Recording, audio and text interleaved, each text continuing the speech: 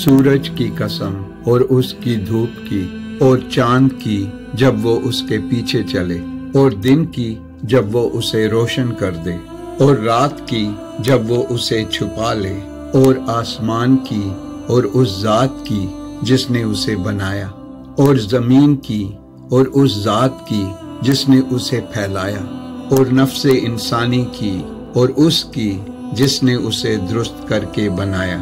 پھر اس کو بدکاری سے بچنے اور پرہیزگار بننے کی سمجھ دی کہ جس نے اپنے نفس کو پاک رکھا وہ مراد کو پہنچا، اور جس نے اسے خاک میں ملایا وہ نامراد رہا۔ قوم سمود نے اپنی سرکشی کے سبب پیغمبر کو جھٹلایا۔ جب ان میں سے ایک نہایت بدبخت اٹھا تو اللہ کے پیغمبر صالح نے ان سے کہا کہ اللہ کی اونٹنی اور اس کے پانی پینے کی باری سے خبردار رہو، مگر انہوں نے پیغمبر کو جھٹلایا، پھر اونٹنی کو مار ڈالا۔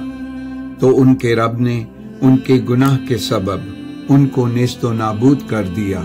پھر سب کو برابر کر دیا، اور اللہ کو ان کے بدلہ لینے کا کچھ بھی ڈر نہیں۔